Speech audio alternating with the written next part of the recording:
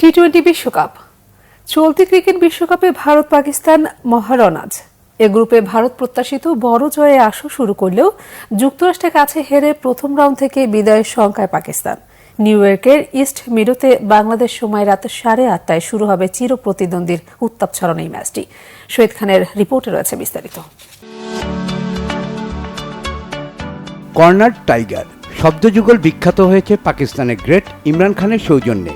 1992 বিশ্বকাপেও পাকিস্তানের টুর্নামেন্ট শুরু হয়েছিল পরাজয়ে, শেষটা ট্রফি হাতে।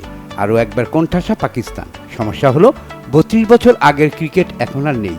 পাকিস্তানকে উজ্জীবিত করতে ইমরান খানও নেই। টুর্নামেন্টে টিকে থাকার লড়াইয়ে তাদের প্রতিপক্ষ আবার ভারত।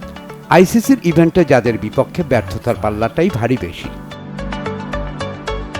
ইংল্যান্ডের মাটিতে ইংল্যান্ডের কাছে 4 টি-20 সিরিজ 2-0 হেরে বিশ্বকাপে পা রাখে বাবর আজমের পাকিস্তান দল। কিন্তু এ গ্রুপে নিজেদের প্রথম ম্যাচেই হারে হোঁচট 2009 সালের টি-20 বিশ্ব চ্যাম্পিয়নদের।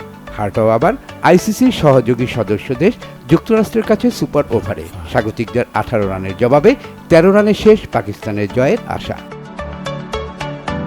ভারতের এত চিন্তা নেই। আইপিএলের আমেজ এখনও ভারতীয় ক্রিকেটারদের গায়ে। টুর্নামেন্টের শুরুটাও হয়েছে দুর্দান্ত। রোহিত শর্মার দল আয়ারল্যান্ডকে হারিয়েছে অনেকটা হেসে খেলে। টি-20 র্যাঙ্কিংয়ের শীর্ষেও তারা। জায়ান্ট কিলিং বিশ্বকাপে যে কয়টি রাঘব বোয়াল দুরন্ত ফর্মে, তাদের মধ্যে সবার উপরে ভারত। টি-20তে ভারত পাকিস্তান লড়াইটাও অনেকটা একপেশে। 2007 বিশ্বকাপে প্রথম দেখা দুই চিরশত্রুর। বিশ্বভারের ক্রিকেটে প্রথম টাই করে তারা।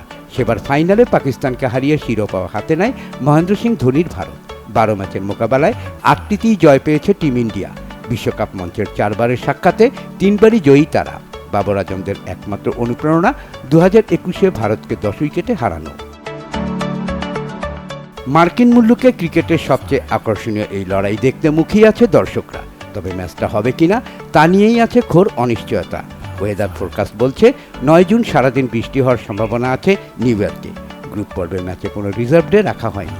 তবে ভারত পাকিস্তান ম্যাচের কথা মাথায় রেখে ম্যাচের কাট অফ টাইম বাড়িয়ে দেওয়ার পরিকল্পনা রয়েছে আইসিসির। শহীদ খান, বাংলা ভিশন স্পোর্টস ডেস্ক।